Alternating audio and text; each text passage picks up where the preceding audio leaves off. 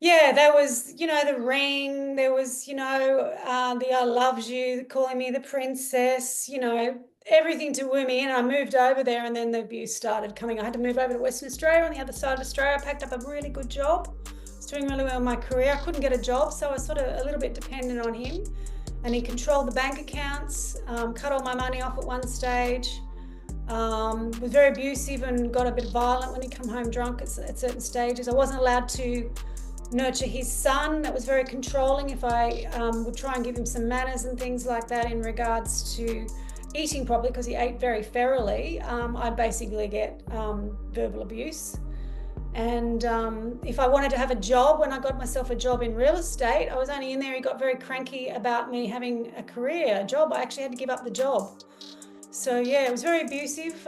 We got over to Cairns. We removed so I could get some work. And a couple of days into my job there, I actually had to pack up because it got so bad. And he cut off all my bank accounts, money, and he was then sort of stalking me, and that got pretty out of hand. Charged with premeditated murder.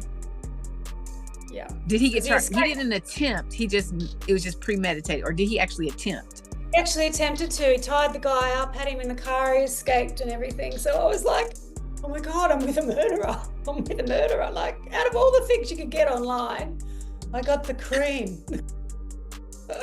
I got the best one. Sorry, man. Like, yes, pretty eyes, yes, tall, yes, murderer.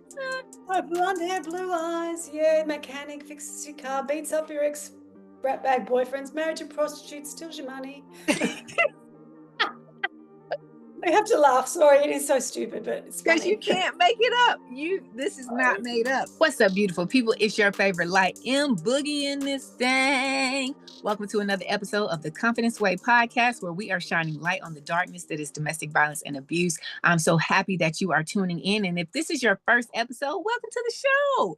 And I need you to know something. We got 3 goals: to educate, empower, and encourage. We are here to educate anyone who has never been in an abusive relationship, doesn't understand abusive relationships, don't know why people stay in abusive relationships, or perhaps you have been in an abusive relationship and you didn't even know it. So we're going to talk about it today. It's open space, vulnerability, honesty, all the things. We are also here to empower our survivors to stand up and share your story without shame, fear, guilt, or judgment. You are strong, you are powerful, and your voice deserves to be heard. And for all those who are currently suffering in silence right now, listen, we are here to encourage you. You are not alone. You are not crazy. Your feelings are valid. Abuse is not normal. And despite how it may look and feel in this very moment, there is a way out. And we encourage you with all our hearts to seek support. Now let's go ahead and hop up in this thing, because y'all know we got to rise above these insecurities, release the burdens of shame and guilt, and revive our God-given power, purpose, and passion the confidence way, because we about to light it up.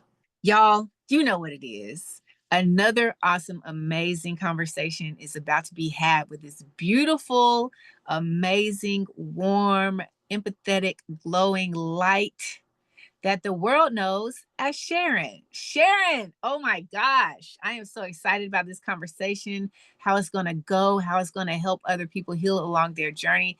Thank you so much for hopping on the show. How are you feeling today? I've got tingles all over me. That's real deal. Yeah. So I feel excited. I love your energy and your enthusiasm and what you're doing. I think you're a light.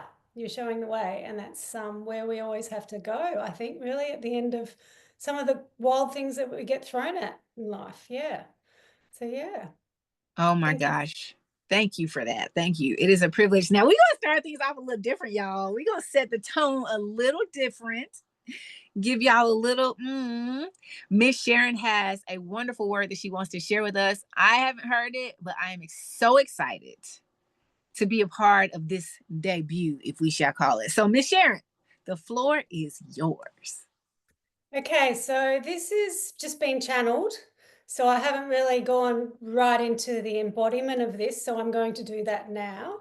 So this is a message, and it's called No More Leaks, the Great Unsiphoning. They sip, they slip, they sneak, they slide, draining your light while grinning wide. A leech in silk, a smile so sweet. Yet your energy fades while they feast elite. But nah, not today. Not on my time.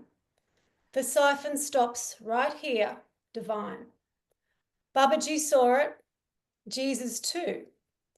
Silent as stones, yet they always knew. See, the wise don't fight, they don't explain. They step aside, let fools remain. No need to argue, no need to prove. Just unplug, step back, watch them lose. You ain't a buffet, a free-flowing well. You ain't no giver of bottomless spells. They take till you run dry. But diamonds don't beg, they amplify. You hold the codes, the golden kind. That's why they chase, why they bind. But test, repeat, till you learn the way. To honor yourself, to walk away. Not all who smile are meant to stay. Not all who call should know the way. Creation is calling, high hearts unite. Where love is given, where souls ignite. So let the takers take their bow. Their role is done, they're fading now. No more bargains, no more games, only true ones speak your name. This is the new world, energy clean. No more siphoning, no in between. Uplift, enhance, expand, ignite. Surrounded by legends shining bright. The great unsiphoning starts today. Self-love is power. You claim your way. Oh my gosh. Okay, so we were in a poetry reading. I'm supposed to snap, but we ain't in a poetry reading. We're on the Comments Wake podcast. So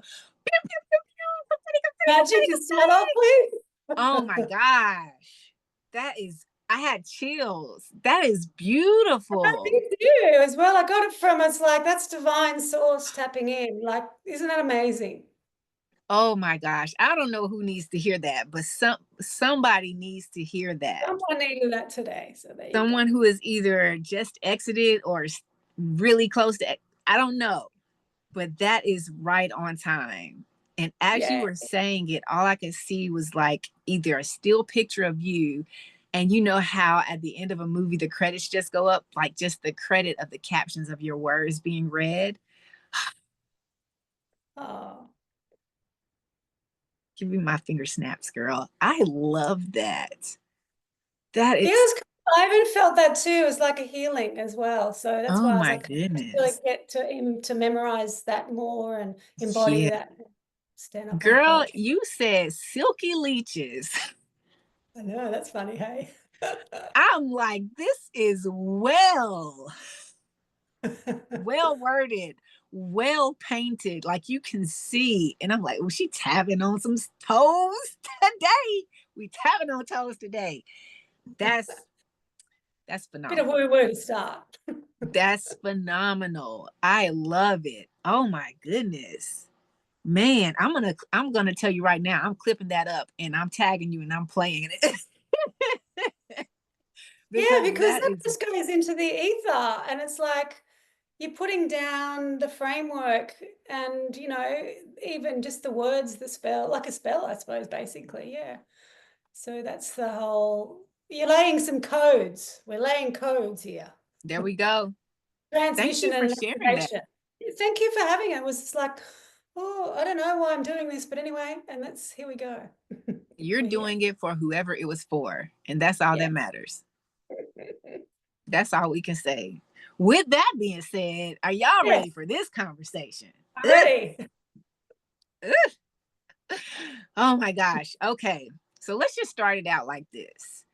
We know that you were in an abusive relationship, but were you in Yeah. multiple abusive relationships or was it just the one? I've had a lifetime of it. So that's why the unsiphoning is the great unsiphoning, I call it. is pretty much from very, grew up in the family, all the dynamics of stuff going on with my mother, my father. It carried right through to my job, school, everywhere, in every part of my life. So it's been only until I've done shadow work that I've been able to start unplugging in the last 2 years, because I've still been able to function, but I've lost jobs, every relationship.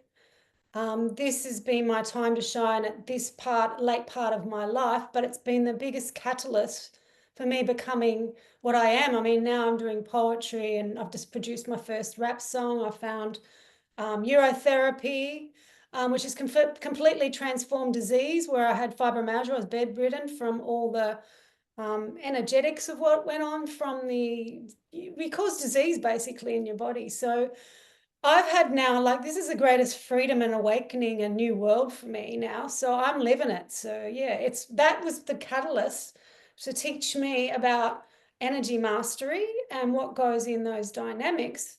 But instead of looking at it as something, because it nearly killed me quite a few times, is looking at it as, never being able to get ahead. When I did the shadow work and started looking at how do I start learning to contain this, I could detach from the siphoning that was going on and learn to plug up those holes. And now I just spot what's going on with dynamics very quickly and I sever them.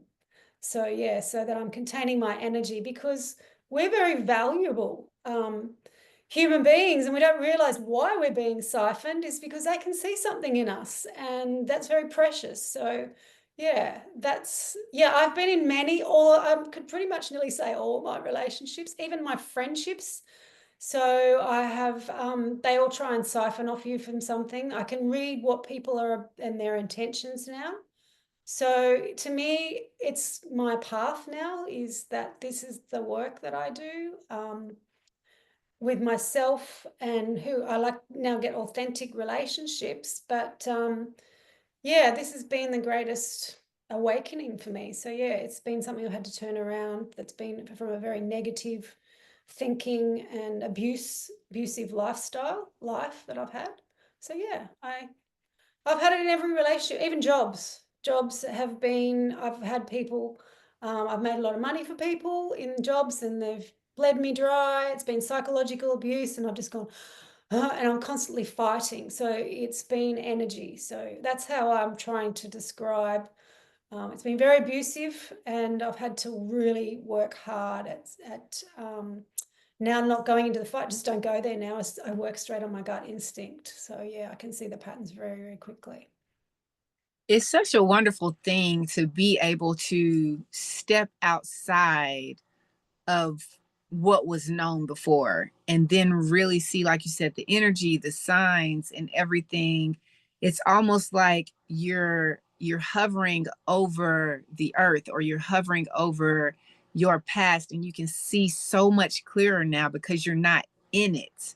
And when you were in it, you didn't even real like you knew some stuff, but you didn't realize the magnitude of it when you're in it. But then when you're out of it and you've come so far on your healing journey and you get this clarity, and like you mentioned, like knowing how valuable you are. There's something that I said the other day, because I really like, it's really important to me that we help the next generation, and we have these conversations so that we can stop things from starting, or stop things that have already started. And I say it like we're saving our sons and saving our daughters, because the next generation belongs to everybody, and it's all of our responsibility to have these conversations. But I'm really inspired to somehow help them realize that your parents, whatever the abuse or whatever the trauma or the neglect, or you not feeling the love that you wanted to feel, that feeling because of their actions or their inactions does not reflect your value. And growing up, we don't realize, even as adults, we don't realize someone's comment doesn't reflect our value. Someone being there to hurt us doesn't reflect our value. Someone being absent when we need them the most does not reflect our value. You said it. You're valuable. And it's about tapping into that value and believing that you're valuable and then acting like you're valuable and demanding other people to treat you as such. And I like what you said by severing off, like if you know that you see what's coming, you're like, I'm not even going to step into that space. I'm going to go ahead and put these barriers up. You go your own way because I'm done being sucked dry. But like you said, they see that it's that light. It's that light in you, and they see it and they want it.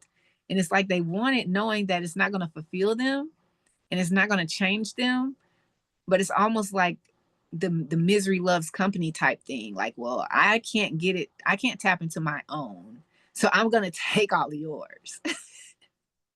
It's bananas. Yeah, I love how you put that. It's brilliant. Yeah, so I call it siphoning.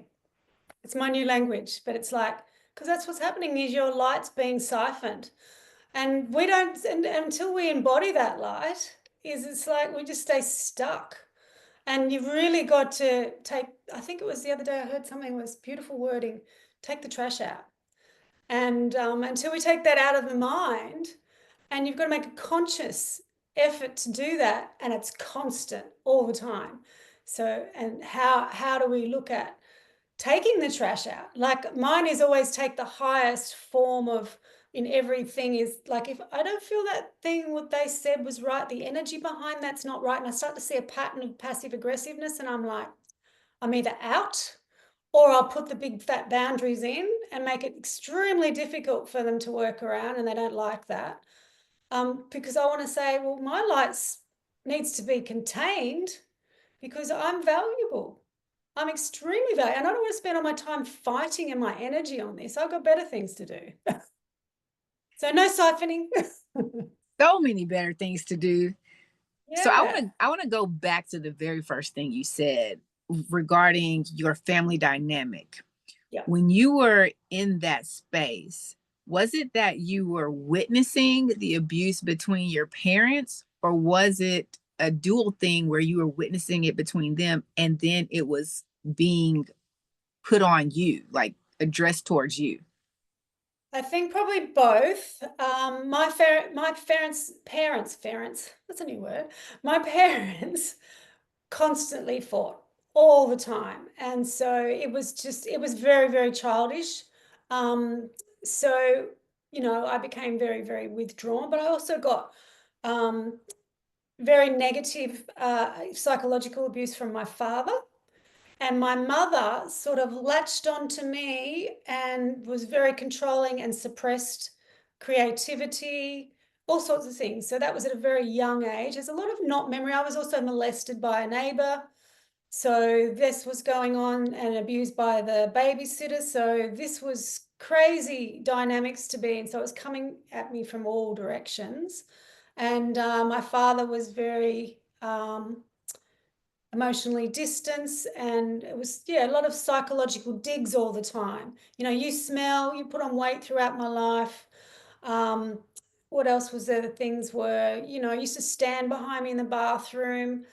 There was some sort of like what are you doing and how long you been in there for? And then we'd have a conversation. It was all the things that I was doing wrong in life and then I was going to lose my job. Like it was just, yeah, it was layered.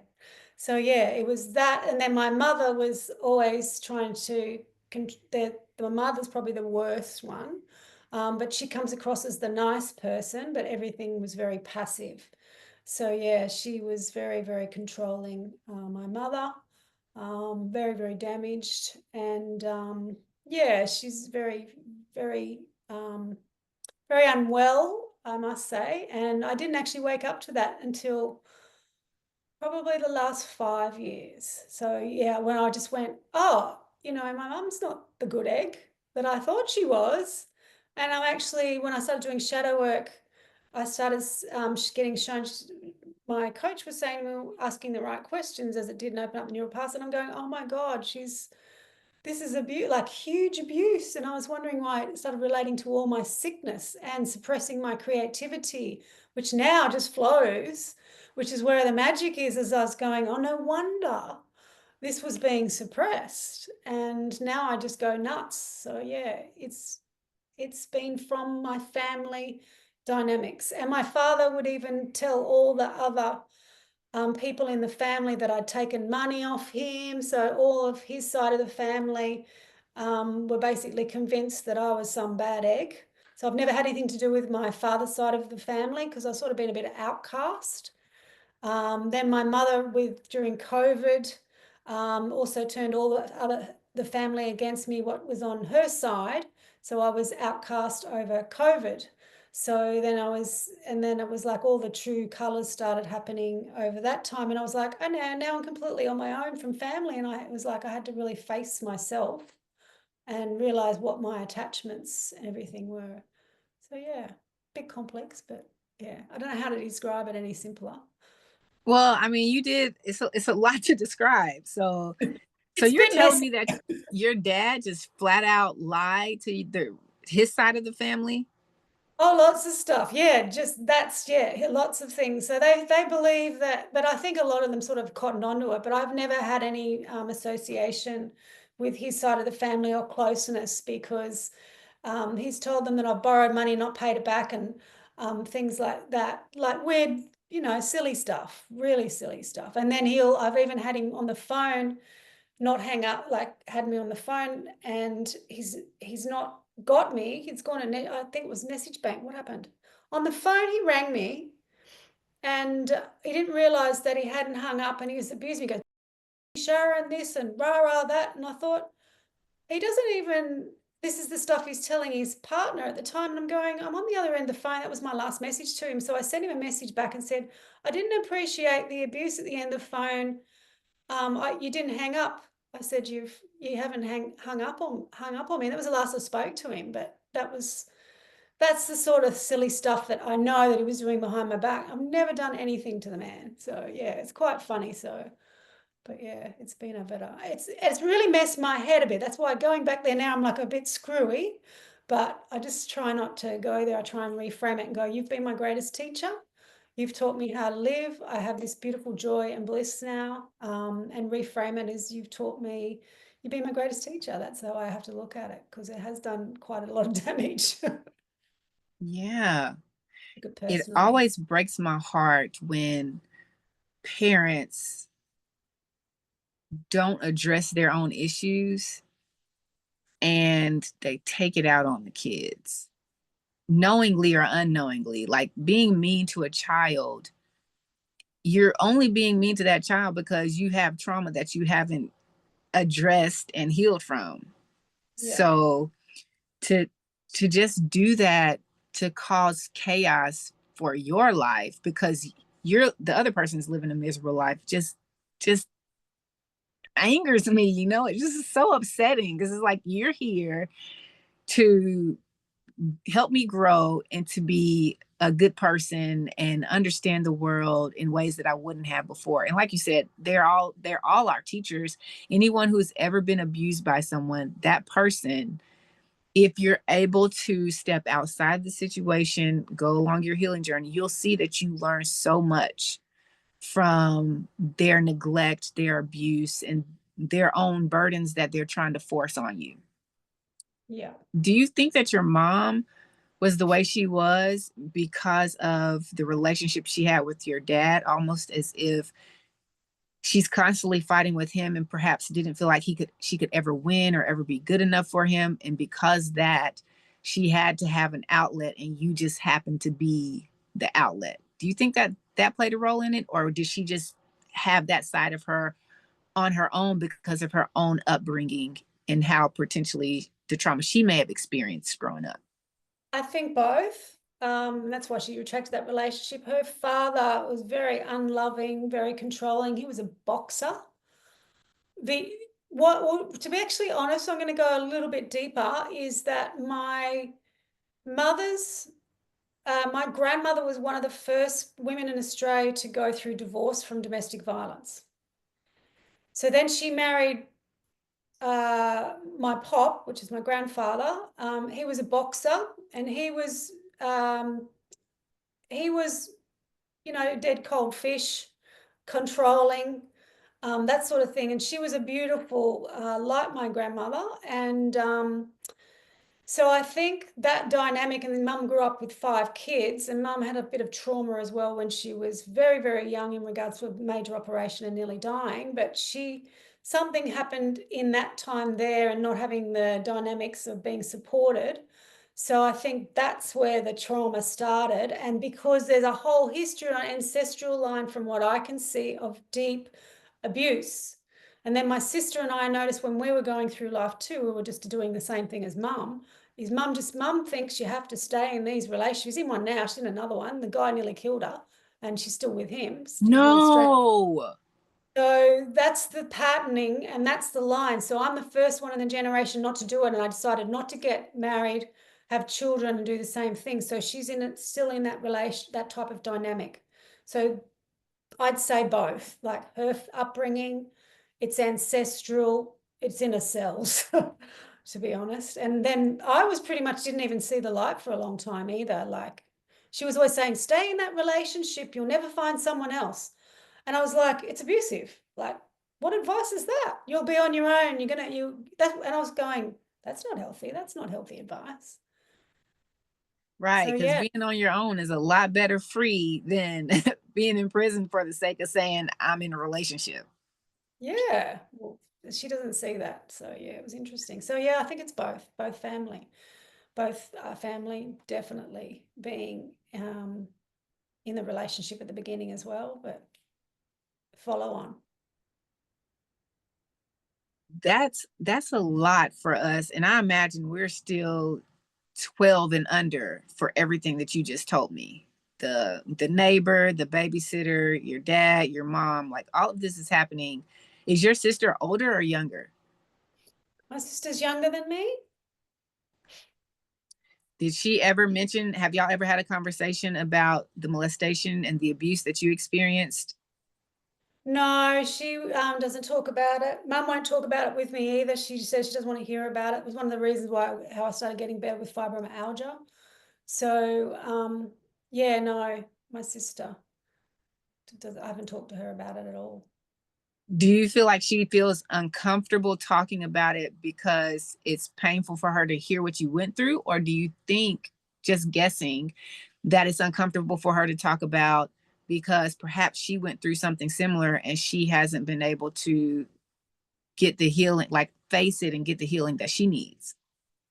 No, I don't think she's gone through something similar. She was dad's favorite little girl, um, which is fine. But no, she's never been through the same thing. We've only just started reconnecting and forming a relationship. She had an alcoholic sort of background. She was very abusive towards me. She had 2 near-death experiences in hospital in regards to a dental infection or something, and her whole life has turned around. We're just connecting because she's now not drinking. She's not abusive anymore. So we've only just re-established at this very late stage in life an actual connection. So yeah, I haven't talked to her about any of that stuff, but she's just starting to do the work now on herself. And is it only you and your sister, or did you guys have any other siblings? There's only me and my sister, but if you put in all the step brothers and sisters, there's probably quite a lot. Yeah. One committed suicide when I was 30, hung himself because he's David's son. That was a bit of an awakening for me. He hung himself. Yeah, so that was pretty dark. That was when Mum first got in a relationship with David. So he committed suicide, and he had a family and everything. So that was interesting for that sort of to play out. So that's obviously he was quite traumatized from whatever his younger years were, because he wasn't a healthy adult. He was a very happy man on the surface, but we didn't know what was undergoing in his life. So yeah, so he took his life. And that's when I sort of started doing a lot of looking into all the woo-woo of life and questioning things. Yeah, because I was like, wow, because you feel people's energy when they commit suicide, like it's pretty big. So yeah, even So did he leave a note saying why he did it? Because you said he hung himself because remember he's now, about 20 years ago, don't think he left a note. No, he didn't leave a note. He just hung himself. So yeah, geez. bit of a You mystery. didn't have a safe space growing up. Oh no, and even as an adult too, like the same thing. I was always creating from, the manifestations of your thoughts. I was always manifesting more of these types of crazy dynamics in my work or wherever until I could start seeing them. So yeah. What was high school like? I'm imagining, like, did you have a good school experience at all? Because you did say that your relationships, friendships, and everything were just rotten. Yeah, even when I first went to school, I joined the choir, and within the first day, a girl said, I want to meet you at the playground or whatever it was to bash my head in for joining the choir. My cousins had to go and stick up for me, and I'm going, I didn't do anything. I don't even know you. So this is what was, because I was like, this is energy work, and I'm going, what am I being shown here? And this has been the question. I've always doubted myself. I always thought I was cursed. I just had such, it was really negative. Like, yeah, my brainwaves and patterns and whatever else has been. I don't know how I haven't gone insane, to be honest. So yeah. So yeah. I think a lot of people would disagree with this statement, but I've been like really, I believe it, I consider it a lot with energy. I believe that even being a good person with a good heart, we attract this negativity to us. For instance, if you're constantly like, you feel like you're a good person and you don't know why you keep getting these bad dates, I think it's because there's a lot of work that's below the surface that needs to be done and needs to be acknowledged, because you desire a certain type of spouse, but perhaps, and this is just my belief, you haven't become the person who attracts the type of spouse or partner or relationship that you actually desire. And so, being who you are in this moment, you're constantly bringing these relationships that you feel like aren't going to serve you, or you feel like they're going to end up being unhealthy.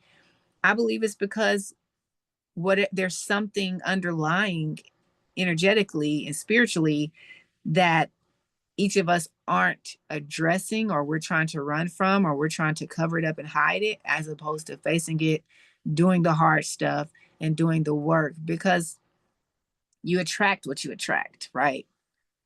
The moth goes to the light. So it's all about what energy and light you're emitting to draw what type of creature, so to speak, to us.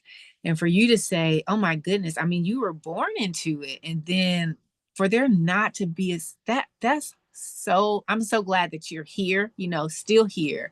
I'm so glad that you're able to share your story. I'm so glad that you're on the other side and you're able to see things and shine light for other people, because I can't even imagine. I can't personally imagine growing up and not having a single space that I could call safe. That's, like you said, how do you not go insane with what you had?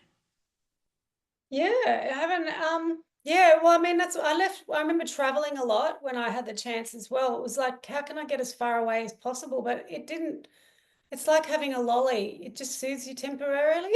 And then when the lolly's gone, it's like I'm back in. So it never solved anything. So I've looked externally, and until I had to come back in and, feel the feels, also unpack it and go down every little rabbit hole to go, okay, what's really going on here? Why is it going on? Why am I attracting this? What's the belief system? And now I have to just call it out and I've got some beautiful people that in my life, but I've had to call them out, some of them as well, to go, hey, this ain't cool, I'm out. You either step up or step out. And even though that I don't have that many, they're quality and I feel very nourished.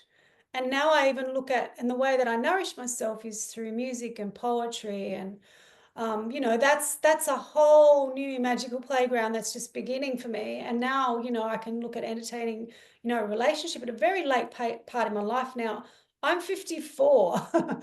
So this is where I'm starting. I've never gotten married, never had kids, but I just went, excuse the language. I said, good, I'm going to do everything now. And I know I'm ready for that. So, and I know that I've attracted those people in and I've set a standard. So going forward, and I'm okay to be isolated or on my own. That's totally fine because I'm comfortable with myself. I spend my time writing, singing, writing books and things like that. That's my nourishment. And I talk to my higher self, which is my best friend. So, you know, and I used to do journaling. Now I can just do that off the cuff. Like that was my higher self coming through in the poem. So that's just the divine source. So yeah, it's I don't know where I was going with that. Probably a rant in the wrong direction. But anyway, that's sort of but yeah, now it's like now I can start that, you know, start that pathway. And it's never too late. And I haven't missed what do they call it, the boat. You know, everyone says I've missed the boat. Well, there's plenty of boats. So, you know, I can't see that I'm ready to manifest now. I don't have all those to deal with. I've taken the trash out. And you probably keep taking the trash out, and that's okay, but you can spot it earlier. Absolutely. I think it's a beautiful place to be in every realm of physical, mental, emotional, spiritual that you can be when you know that it's never too late, because society puts so much pressure on you, the your family, your friends, all of these things are so pressured for you to have things figured out at a certain age. And then you, as you get older, you realize there's no way you were supposed to have this stuff figured out at that age. Like, we're all doing this thing called life for the very first time, and we don't have enough grace for ourselves to make these mistakes and then learn from them. But Yeah. everything that you were saying just now made me want to sum it up in this one simple phrase, which is you have to love yourself enough to make other people uncomfortable and be okay with it. Yeah. Because Totally. constantly trying to tiptoe around other people and concern yourself with other people's feelings, and you don't love yourself enough to concern yourself with and acknowledge how their actions and their words and their inactions are making you feel, then you're missing your value, and you're missing the biggest picture, which is when you really do love yourself, like you say, where you are in this phase of life, you know that you're going to be able to attract the quality, healthy relationships that you were always meant to have, anyways. But you got to love yourself first. Yeah, and that's what happens in my relationships now. They step up. They don't just step up, they really step up and like going, I'm so sorry, I didn't see. It's like I'm the catalyst and the activator. And then you get this beautiful relationship, and then you've got this sort of foundation to go on. And I was like, wow, you know, the depth of the relationship, which you always want in the beginning from the abusive people, which you're never going to get. But then just surrendering and going, okay, well, it's a chapter's closed. But these ones, when you start putting the boundaries in, like the people stepping up in my life now is they're epic. Like, you know, and they honor and revere, and they're grateful to have wisdom and, you know, and company and fun. And it's like, yeah, they deserve my company. And so yeah, when you start seeing yourself in a whole different light, and it does take a bit of but you can make it quite simple by constantly reframing everything as well too, and taking the highest pathways. But yeah, that's why I was looking at now and I go, oh, what's this experience showing me? This person's, you know, taken money off me, or I've done what, well, oh, I didn't put a boundary up front, or I didn't listen to my initial first gut instinct. So that's the other thing. So yeah, really being in tune with your intuition. You knew your body feels it straight up. It's like my throat goes, and then I'm like, oh, okay, it's like I can feel it before it starts. My body's warning me, and I'm like, I'm out. I don't know why. I'm not going to question anymore. I trust myself. And that's where you get your safety from is now I feel safe with my own container to go, okay, the vibe ain't great. Doesn't matter. I don't need to question it, and then just move on. So yeah, it's an interesting playground now. People are like, why are you doing Right. that? Yeah. Right. You said such a mouthful. It's all about trust, and the signs, the flags, whatever you want to call them, are always there. They're always there. We're just either ignoring them, looking smack at them, and making excuses for them, or just trying to pretend like we didn't see or hear what we just saw and heard. And I don't know who's watching this, but if you don't get anything else out of this episode, please take these two words with you: standards and boundaries. Yeah. The people who understand your value are going to rise to the occasion, and the people that you lose along the way were never there for you like you thought they were. I want to backpedal back, because I'm loving everything and who you are and where you are now. This is absolutely amazing. The energy is just so beautiful. Okay, so let's take it back to your very first, I guess, romantic or serious, whatever relationship that you want to call it. We see how the family has neglected you, for the nicest way to put it. They've let you down. They didn't prepare you for life like you needed to be prepared. Because, I mean, let's be real. A lot of our parents and their parents didn't talk about things because it was either taboo or people don't want to have uncomfortable conversations, but it's the uncomfortable conversations that make it better for the next generation. Yeah. So everything was kept under wraps. Everything was hush hush. People were lied on. Everybody basically abandoned you and is like, figure it out. I don't care. What was the first guy that you ran into, and how did that look when you first met? Very loving.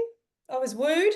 Yeah, like it was a bit over the top, gushing in early, the classic, you know, getting flowers. He even beat up a guy that, oh, actually, hang on, that's another one.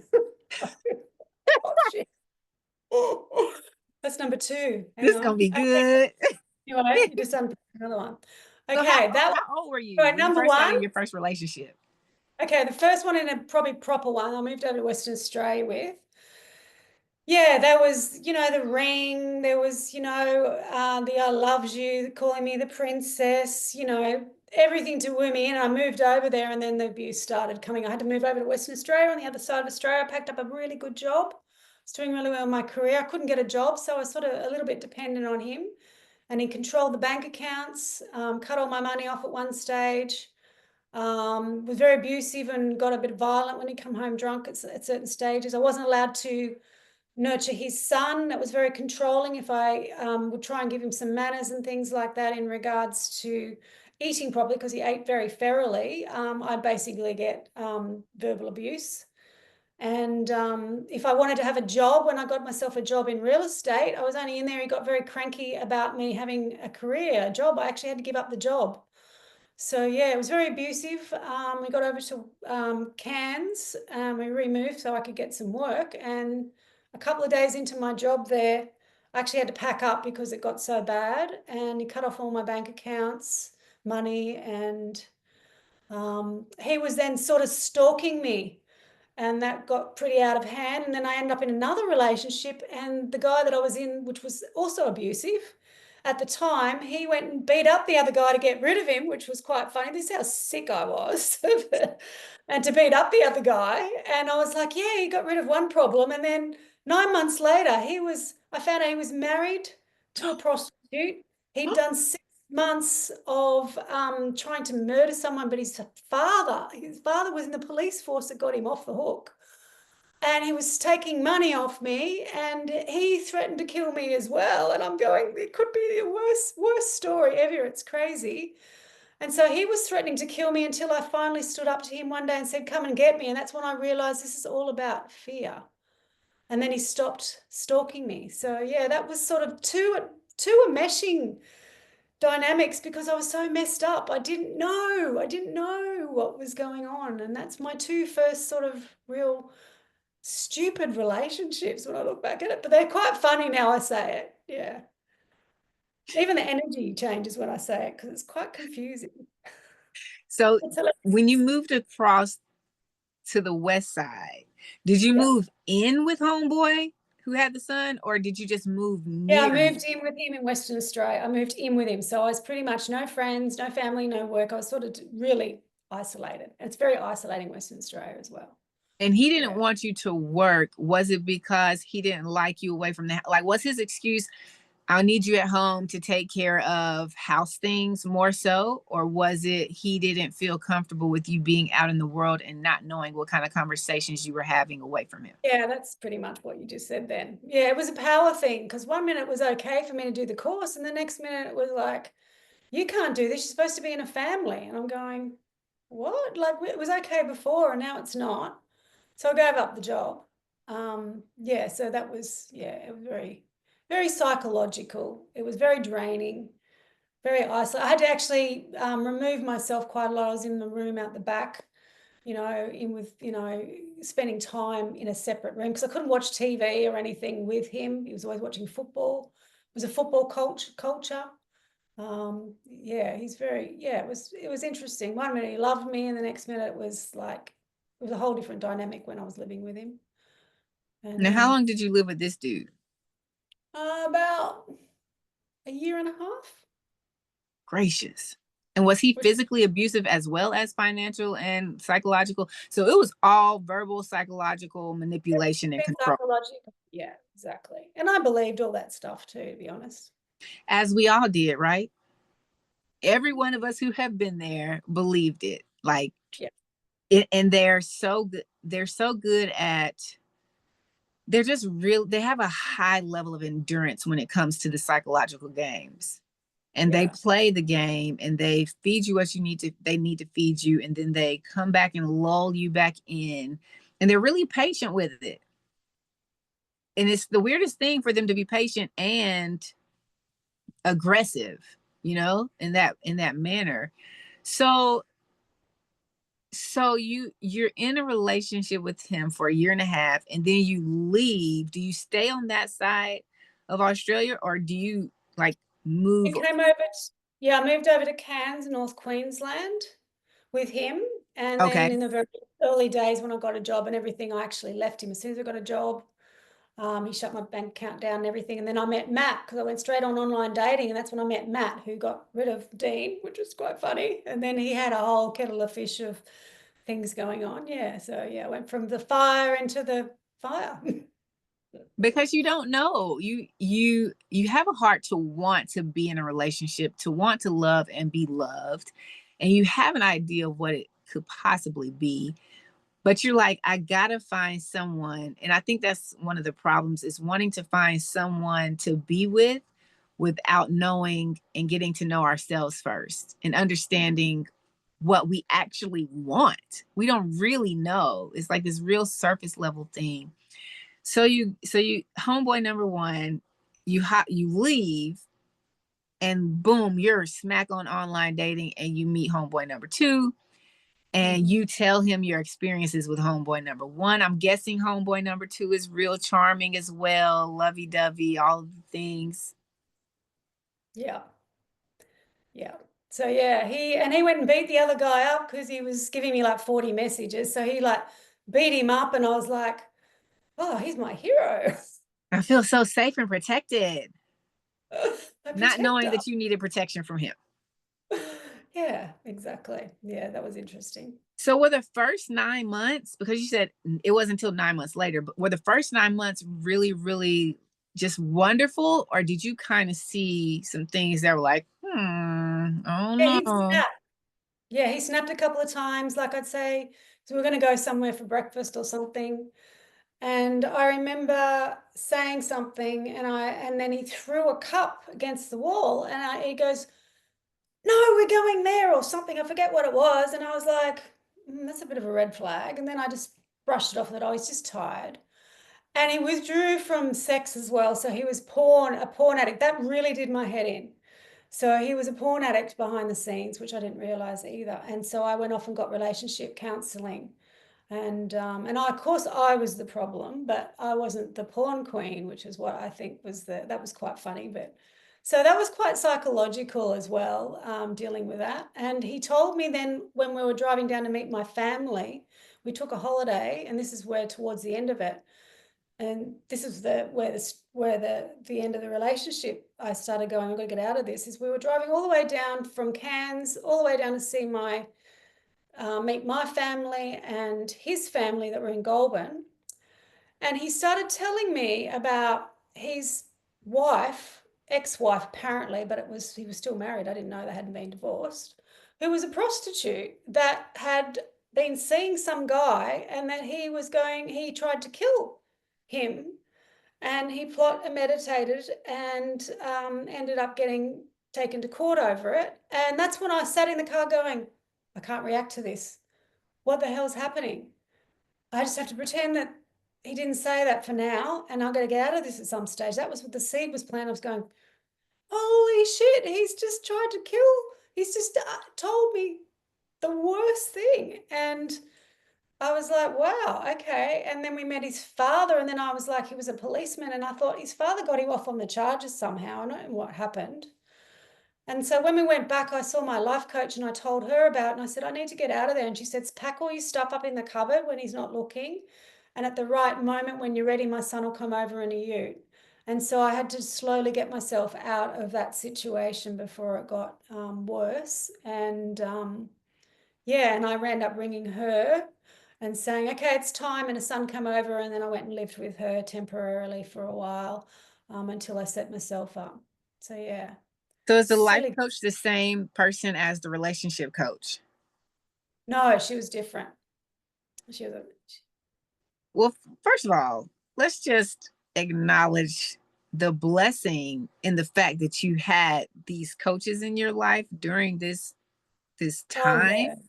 Yeah, I'm very lucky. because there are so many people who feel like they're on the verge of ready to get out, and then they don't know how to get out because they don't have the support and the help. Yeah, that's and true. and if you've been in an abusive relationship or are in one, you know that you never know what that person is thinking, and you really don't know what they're capable of until they decide to show you. You really don't, because it just grows and it gets more shocking and shocking and shocking the longer that you stay. So now he's admitted. So he doesn't admit that he's still technically married. He says he left the relationship because she was having a relationship with somebody else, correct? Yes, yeah, he does unpack that later when Mm-hmm. I've questioned further that he's going to be getting divorced or do the paperwork. But at that time, no. How long ago had they been quote unquote separated? A couple of years, apparently. Wow. Okay. So he was still, it was more like a technicality of married because he Technicality, left, and then he got charged with premeditated murder. yeah. Did he get Because he charged? He escaped. didn't attempt. It was just premeditated, or did he actually attempt? He actually attempted to. He tied the guy up, had him in the car, he escaped and everything. So I was like, oh my God, I'm with a murderer. I'm with a murderer. Like, out of all the things you could get online, I got the cream. I got the best one. Sorry, Matt. Like, yes, pretty eyes, yes, tall, yes, murder. My blonde hair, blue eyes. Yeah, mechanic fixes your car, beats up your ex brat bag boyfriends, married to prostitutes, steals your money. I have to laugh. Sorry, it is so stupid, but it's Because you funny. can't make it up. This is not made up. This is No, life. that's so pathetic. That's bananas. So he's clearly a physical person. Now, did he get physical with you? Because you said So, 9 months. So he still was only verbal and psychological abuse and control, yeah, and he did imagine threaten me when I left. intimidation. When I left, he did threaten me with messages through the phone about, and that's when I was like, my friends, I was sitting in the car going to a wedding, and I said, "Oh no, he's just done it again." And I was really nervous and everything. We were going to have a really good time. That's because all my friends were skydivers and things like that. We were like, it's like a little surfy crowd. We were in the car, and I said, "Oh no, he's just sent me this message." I was telling my girlfriend. She goes, "Right, this is what you do." She said, "Send it back to him. Say, I know you're lying. You're just going to make me feel better, and because you're just going to make me feel better." So I wrote that back to him, and I said, "And you're married to a prostitute. You've stolen my money." And I said, "And if you're going to come and kill me, come and get me. I'm ready for you right now." And so then I never heard from him again. And I was like, that was the best advice I ever had. It didn't come from a counselor. And then I realized, she said, it's just about fear. She said, I'm a psych nurse. She goes, it's just feeding fear. And that was probably one of the biggest lessons I ever learned was, oh, that just diffused the thing into nothing. I never got a message. And Yeah, then that's how I see the patterns now. It's like, oh, okay, he's feeding, and that was continuing on even after I'd left.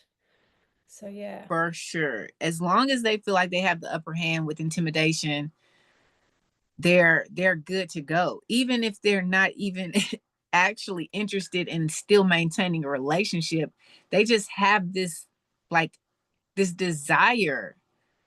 It's almost like, thirsty for blood, but you can never be satisfied type thing. Yeah. and they just Yeah. have this desire to see how much they can control someone else's life. And that's just, it's so Power. disappointing. You're giving them power. Yeah. Yep. So you were only with him. How long were you in a relationship with him? It was about 9, 10 months or something, I Okay. think. It was the nine. Okay. So all of that happened in 9 months. Yeah, it all escalated towards the end of it. Yeah. And so the God. big thing for me was the porn thing going, I was actually more rejected over the porn. That was the weird thing. And I was going, this is really psychological. I was going, I'm not good enough. And I was really good looking and everything then too. I was just like, And you I still was, are. Let's be real. but yeah, exactly. But I was like, what's wrong with me? And then I thought, oh, I could see obviously I wasn't the porn thing. And then, that's what the relationship counselor was saying. She goes, you weren't the porn queen. She goes, you're never going to be that. And she was sort of dropping the best seeds, but yeah, I didn't sort of wake up until I left. But yeah. So how long now you're out of that relationship? Do you give yourself a break before you get into another one? Or are you Yeah. feeling like I'm out and I'm better now that I feel free? I'm ready. Yeah, I had a break for a little while and then I met another guy online. He was a German Hmm. and uh yeah, that was a very interesting relationship. I think I was with him for quite a few years. Very depressed man. Hold Not on. a, Wait. How do you end up with someone depressed? I know. Did you Interesting. see that he was depressed when y'all like, okay, so walk us through this. You're meeting somebody online. Y'all have conversations before you meet in Meeting, I person. think I'm just filling a hole, to be honest with you, when I looked at that one. But yeah, we were going to get married, but he was German. But he also threatened to commit suicide as well if I left him. He'd previously done something prior to the relationship. I set him up like financially. We went and did Buddhist coaching and stuff together as well, psychology. I was making a lot of money at the time, doing really well in my career. So I set us up really well. And I was so unhappy because I was making all this money, material things. I had the house, your white picket fence, and the engagement, but I felt so unfulfilled in the materialism and the relationship. And was I suppose he was a dead weight, to be honest. Yeah, and he was safe though for me because but he was very immature. I had to mother him a lot. I had to put up a lot of boundaries. It was exhausting, and I eventually ended up having an embolism, which is blood clots to the heart and lungs, because of the guilt that I think that I was feeling in my body from accumulation of all of my life and the relationship. And his mother also came when I went to leave the relationship because I knew I wasn't going to get better unless I go home to my mother at the time because Christian wasn't going to look after me because I was extremely well after the blood clots. It was very, very serious. So I had to give up my career. In the separation, his mother decided to get a solicitor to write some fraudulent family loan, which was going to stop me from getting a payout. Was a bit of an interesting dynamic to try and navigate through, and to fight that was going to cost me more than the settlement. So I was so sick at the time, I just had to surrender to the process and say, I just need to get out of this. And I had to get a second solicitor because it became quite messy. So I never expected his mum to take me on and him. And so I ended up penniless and moved with my mother. And that's probably when I started my whole life again, which is I started looking into alternate therapies, healing, and I did yoga and meditation and raw foods, and got a beautiful, vibrant, body, and started teaching. And then for a couple of years later, I ended up collapsing again with fibromyalgia and had to deal with and chronic fatigue, and because I just blew up with mast cell histamine reactions because I had done the physical work, but I never did the deep work. And so I ended up doing a lot of, deep personal. That was my journey to actually start doing work with Healing's Life's Hurt with depression, working through my molestation as a child where I hadn't talked, suppression, and learning journaling, and moving through that period where I've been single for 9 years doing work on myself. Not that it takes that long. I just fully didn't embody it because I was disassociated. I just didn't know. I didn't know how. So when I actually did the shadow work is when I started really getting deep in the last couple of years to, okay, I really have to look at this, what's going on. Looked at all the things that were working for me. And I found urotherapy, which I did out of desperation, which is we've been indoctrinated that our urine is disgusting and a waste product, yet we're born and formed in it. It's an intelligence of itself. I took it in desperation one night in a dark night of the soul after being told about it years ago. And I had a massive transformation, like an awakening through the process, and embodied the whole practice, which is not open for everybody to accept. So I've actually even isolated myself more, but it's my truth and it's now my pathway. So I now teach people urotherapy. I've learned to become breatharian. So I also don't, sustain myself with food and water. And I've had to do a lot of fasting on that to cure all the diseases because nothing was working. I'd been spending it all on different modalities. So it's actually all this trauma has led me into what my true pathway is, which is the creativity, the urotherapy, the embodiment of that, the poetry, all the things I've suppressed. And to accept the urotherapy is me accepting who I really am, is that I was born in these magical waters and reenacting, my original DNA and my blueprint through the urotherapy.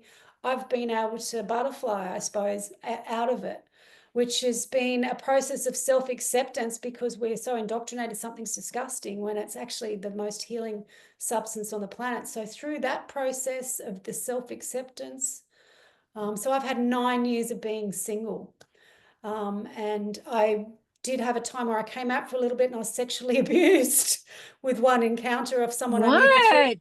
Yeah, he was passive aggressive, schizophrenic, and I didn't even know all this stuff. I'd been groomed for 2 years in a friendship, and he made it very clear that he wanted to be intimate and want something and to see me. And then he basically, the second encounter, he basically turns around and says, "I'm done." And what was that? And then it was abuse. And I went, "Oh my God, I've just been groomed for years." And then I was doing shadow coaching at the time. So that was my final last relationship. I had 2 relationships and I was groomed for those with narcissistic. So now it's like the container's set up going forward, but that was like I still was attracting it while I was doing my shadow work. I was getting, realizing, oh, okay, this is real shadow work. Why did this happen? And when my coach was working with me, she says, "This is where you have to do the deep work." And it was the journaling to myself and reframing,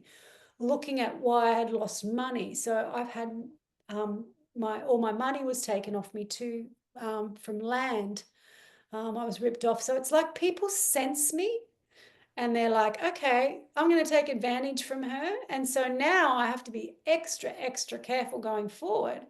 And that's why I've created the life that I've got now, is the joyful, the reframing, the siphoning. I've got rid of all my friendships because I've been a bit of a magnet. So yeah, interesting process. It's exhausting me explaining it. I do apologize, but yeah.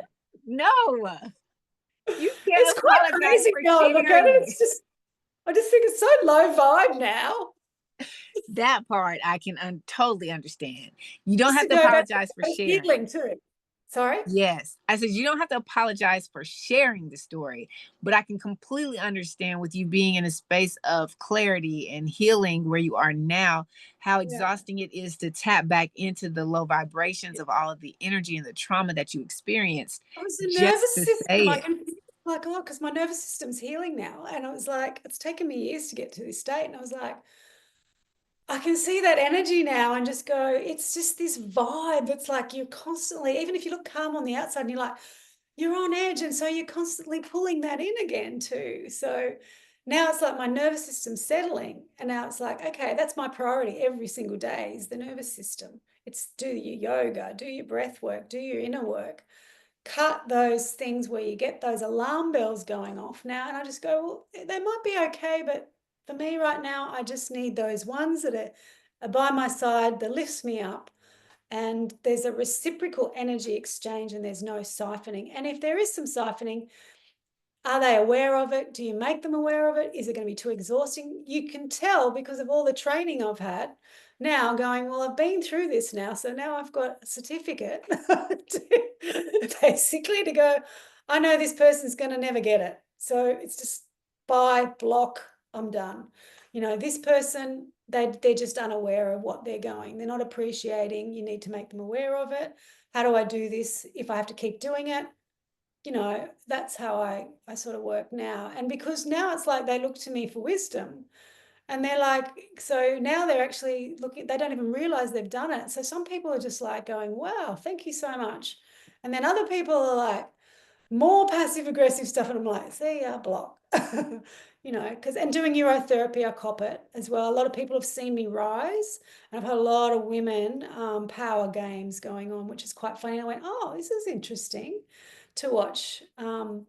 Women's behavior going, I go, I didn't see that one coming, and I've been friends with you for years. So as you start to rise up, you see these people really weren't your friends anyway because the power dynamics changed. And now they're trying to assert their control. So then I was going, I can see I know you, I know who you are now. And it's like, goodbye, you are the weakest link. So it's a bit of a game now. Yes. I laugh at it. It, and that's like you said, with any relationship, whenever their authority, their perceived authority, or their power is threatened, it's a problem. But as long as you're staying nice, meek, and right there in the little cute cubby hole that they got you in, they're good with it. You guys have to. The sad thing is that the universe, the world, the spiritual realm, there's enough vastness of it all for everyone to be able to shine in their own space and not block anybody else's light. I love that, what you just said. But it's too many people operating from a lack mindset or a traumatic mindset or all things, any kind of negative mindset, that they're not able to acknowledge that someone else's shine isn't going to dim there. But I think that's the easiest scapegoat because now I don't have to work on myself to actually make myself emit the amount of light or the magnitude that I am potentially capable of doing, because that's work. To get all of the crud, like you said, the trash, to take the trash out every single day is, imagine physically if your trash can fills every single day, you have to pull it out of the trash bag, out of the trash can, tie the bag, take it out the front door, drag it down the street, leave it there, bring the bin back in, take it back in the house. Like, that's, first of all, it's a lot of time. Secondly, it's a lot of energy that you don't necessarily want to to aim towards just trash, but that's what life is about, energetically and mentally and emotionally. If you're not willing to be intentional about acknowledging what you're holding on to or when your energy shifts, because even for me, with my, like, I'm trying my best to be more intentional when I'm communicating with my children and giving them a safe space for them to feel open to communicate with me, not the way that I felt growing up, but the way that I feel now. It takes a lot of effort. Today, like the meltdowns that happen, and for me to minimize it because, I'm an adult and you're a toddler, I can't say that just because to me it's a minimal thing and not worth crying about. Me telling you it's not worth crying about is a problem on my end, and I'm teaching you bad habits on how to manage your emotions. So having to do that as adults, we don't want that smoke. No way. That's so funny. Wow. What a great mother you must be.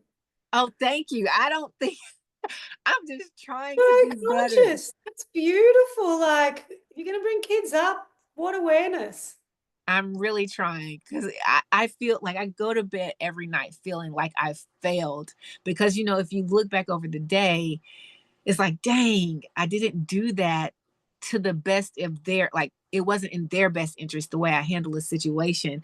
But I think learning, like having them to learn from shows me how to help teach other people that even if you feel like you failed some part of your life throughout the day, it doesn't make you a failure.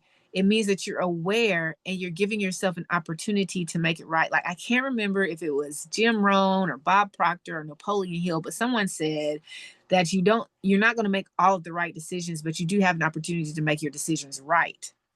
And I love holding on to that, because if you give yourself the opportunity to make your decisions right, it's just like you said, like way earlier in the conversation, then it's never too late. Whether it's relationships, whether it's self growth and improvement, it can never be too late until we're gone, you know. But as long as we're actively seeking to elevate ourselves and become the best version of ourselves, then we have to give ourselves that grace. This is for whoever needs it. You got to give yourself grace. And we all need the reminder, because it's easy to beat ourselves up for the 1, 2, 3 things that we didn't do and completely ignore the good that we did. But you are operating in a place that's so beautiful to have come from decades of trauma compounded. It's not even just trauma, but it's compact trauma, because I still can't imagine what you went through.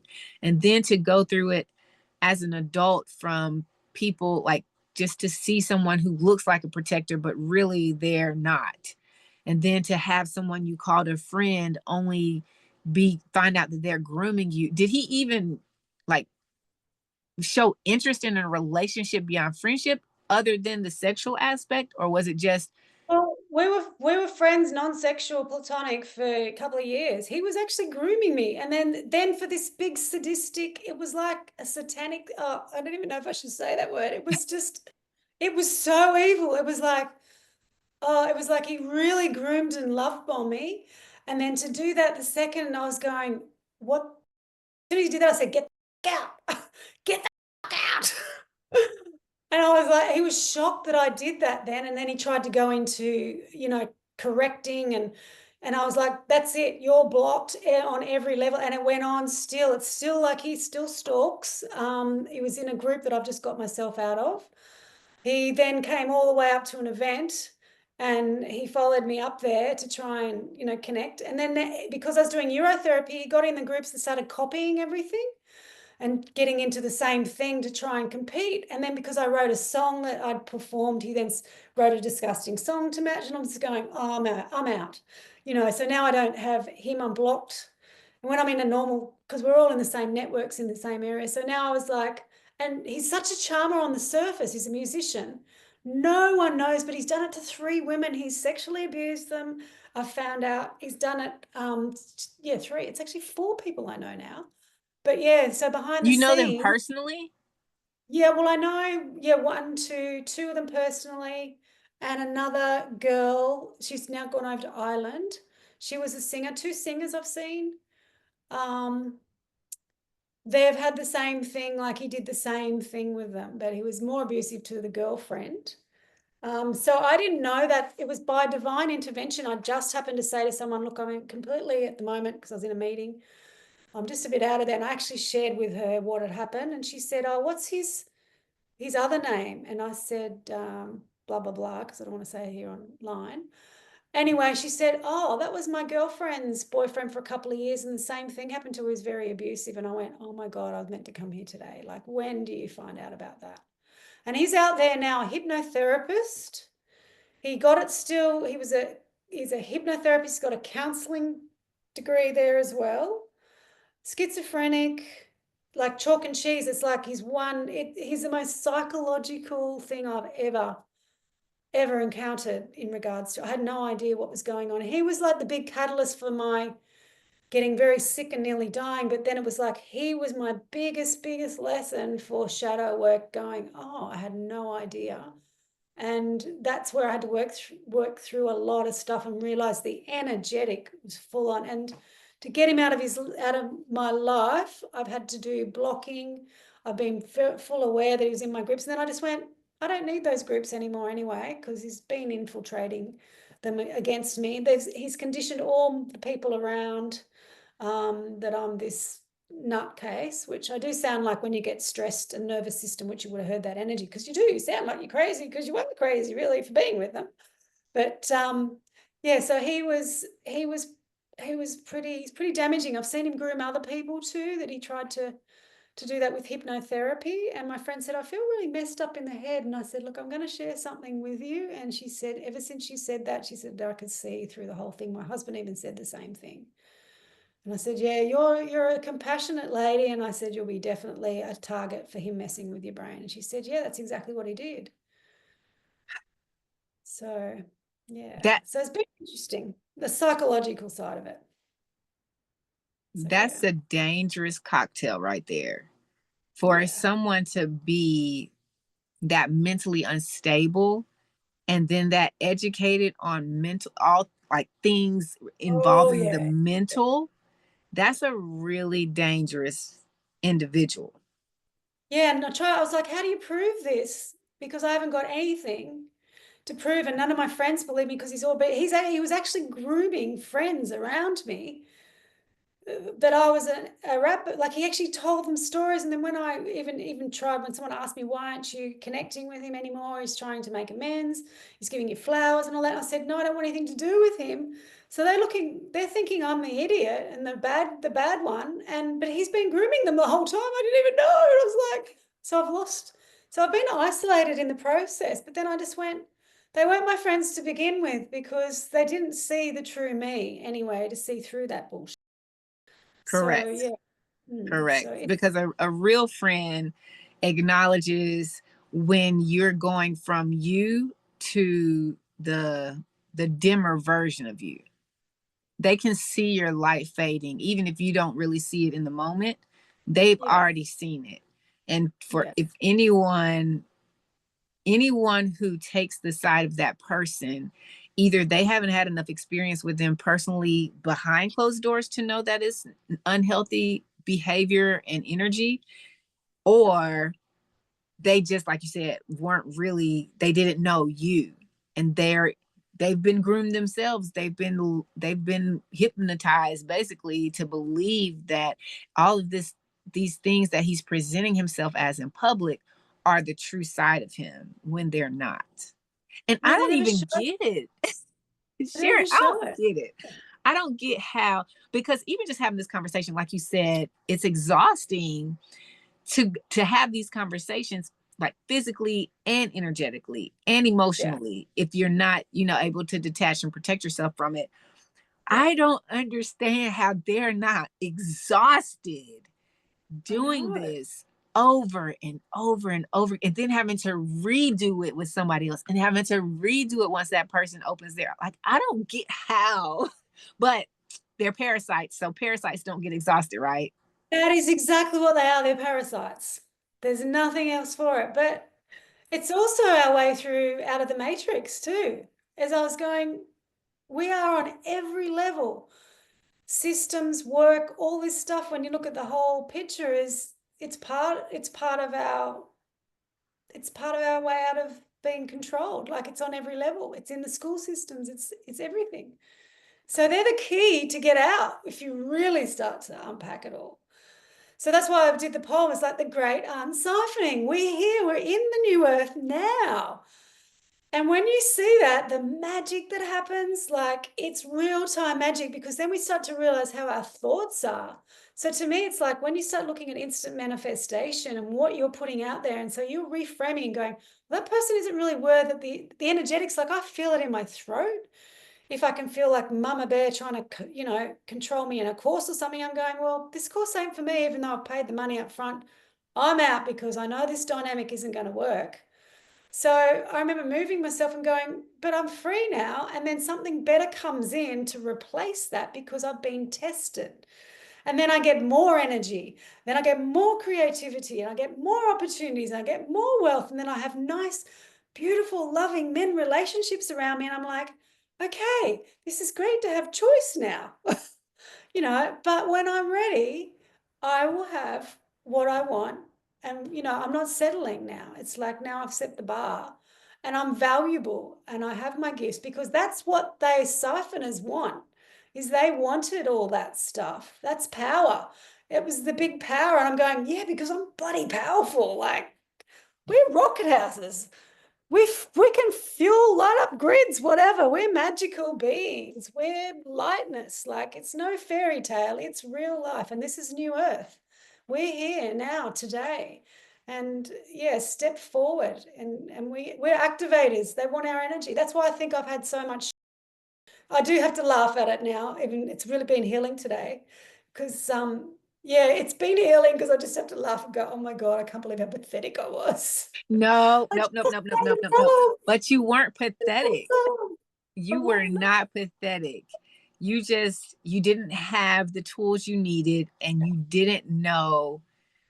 I mean, you weren't educated, the conversations weren't had, and you were set, like you were born into set up for failure.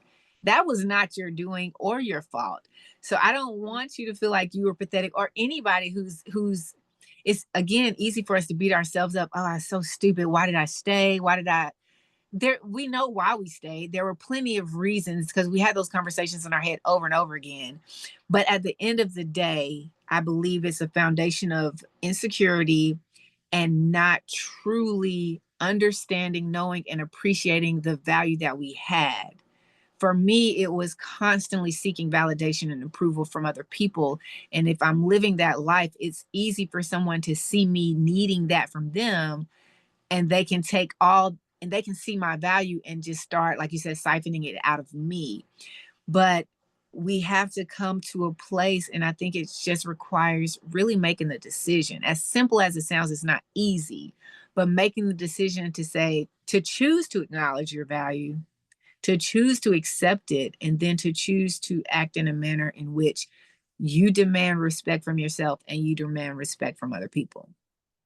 And you have to love yourself enough to do that.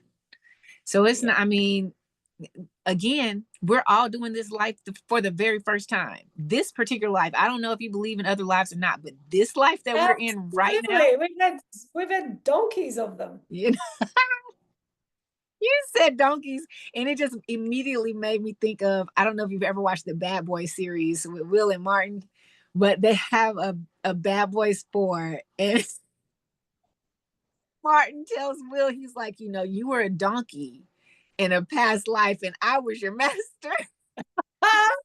It was so funny. But this particular life, this is our first time doing it. Everything that we experience, good or bad, and how we respond or react to it, this is our first time. And our victory is in the grace that we give ourselves and the intention to grow. Exactly. Yeah, exactly. So you Yeah, are and not having pathetic, great ma'am. compassion. Yeah. But I do laugh now when I look back at it and I go, oh my God, what was I thinking, saying, doing? I was like, because, you miss out on life. You actually miss You out on so much. do. I've missed out on so much. I've missed out. So now that's why I'm like, it's party time. You're either with me or you're not. And then the people that don't like you partying, I was just like, see ya. I can Right. party on my own, and that's fine. And I do. You go dancing, I go static dancing on my own. Like, I go nuts. It's like you just get into the zone because it's like I've wasted this time. So I'm like, yep, let's go. And I'm okay to do that on my own, and now I'm building new friendships. And they may change as you evolve. That happens. That does happen as you evolve and you see them. Or, I'm okay with practicing non-attachment. So that's what that's taught me and all these relationships that I've gone through. But yeah, it's been a bit of a funny game. That's a testament to your growth, though. And I've mentioned this before on previous episodes, is just how these are serious conversations. And I do believe some of these conversations are going to be offensive to some people, or they're going to take offense. When you take offense on something that's not even meant to offend you, that means that you have more work to do. But I love these type of conversations of us being able to laugh at the buffoonery that we endured and the decisions we kept making. And so for Yeah. you to be able to laugh, I think is number one, I'm a silly person anyways. But more importantly, I think that your laughter at what you've experienced now is providing a light and a hope for someone who's not where you are on their healing journey, to know that there is a way out. I can get out. And on top of that, life is going to be so much better once I do. Absolutely. So they can see themselves in the future through your joy, beyond the pain, beyond the trauma, beyond the nasty things that you endured and you survived, that you're their hope. To be like, man, someone has been abused decades of their life and she's out here laughing and living it up and partying and giving no sense or care to anyone who doesn't want to be on her level. And they're going to be like, oh, that's goals. That's relationship goals, right? To have the relationship with yourself, to be able to live unapologetically and full out for the rest of this life that we have. Exactly. So you keep shining, girl, and you keep laughing. Absolutely. Promise. My last question, Sharon, is really simple. I lied. I got two last questions. Before I get to the last question, the question before last is, what advice would you give to anyone who is currently in an abusive relationship, or they literally just got out and they're still having that emotional trauma bond to the person that they left, questioning how they're going to do life without that abuse? This will pass. This will pass. Like, it's only temporary as well. And I remember not having any money in my bank account, had a new job, and I'd been shut out, had nowhere to live, but I actually did it, and I broke down at work. And I remember these people just said to me, my secretary came over and my boss, and she said, what's happened? And I said, what, I've just left my partner and he shut down the bank account. She goes, well, I'll organise for you to have 2 weeks money paid to you in advance. And the secretary heard it and she came over and she goes, I'm living with my boyfriend at the moment. My apartment's free. You can stay there. And I was like, that is, the universe has you back every single time. And, I've had all my money taken out many times. I've lost it again. Money regenerates.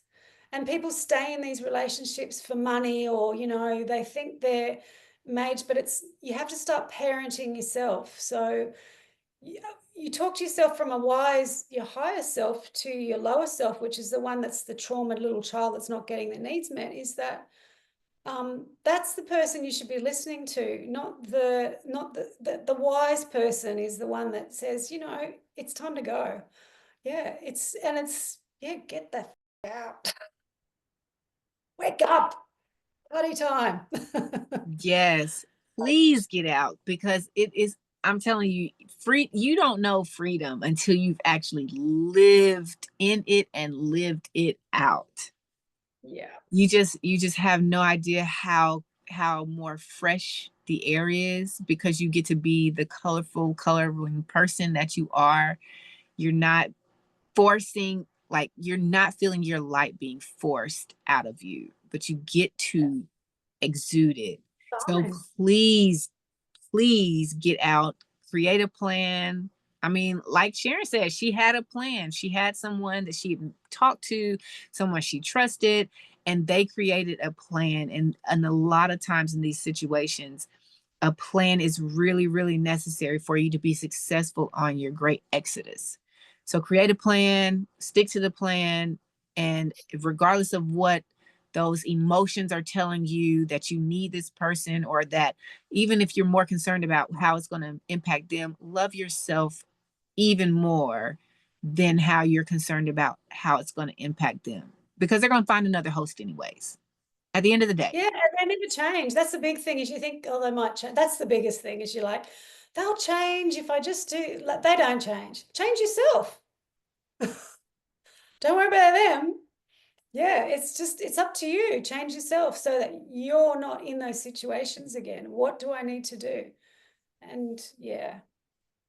Amen, I'm sis. really grateful. I honor them today. Each and every one of those men, parents, whatever, have been my greatest teachers and gifts, because I'm pain-free. I've discovered modalities, I've discovered magic, I've discovered psychic gifts, poetry, like, to me, that has been the magic, is that once you, and I know why they were siphoning me, because they didn't want, that was energy that's been suppressed. So I couldn't be myself. So now it's like, that was behind all of that. No wonder people wanted a piece of that.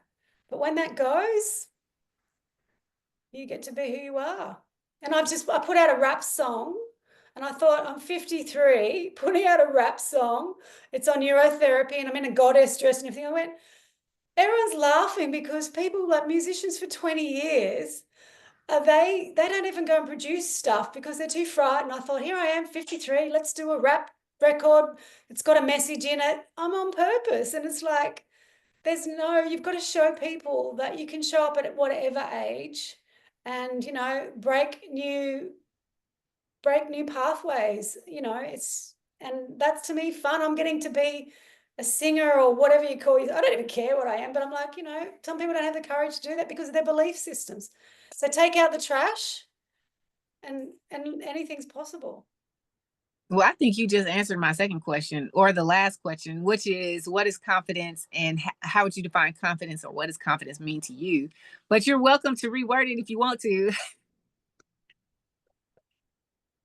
You don't have to, because you just basically said, be free to be me, unapologetically, which rhymes as well too. So yeah, that's it. Now you got to send me this rap.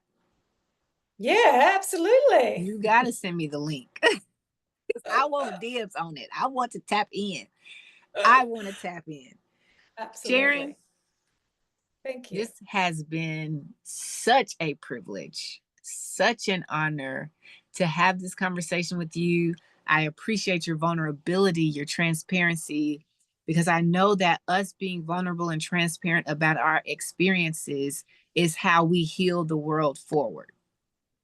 And to share your experiences, to show your growth, to allow us to see how you have evolved into this magnificent butterfly or phoenix or whatever you want to, the sky dancer. I just have to.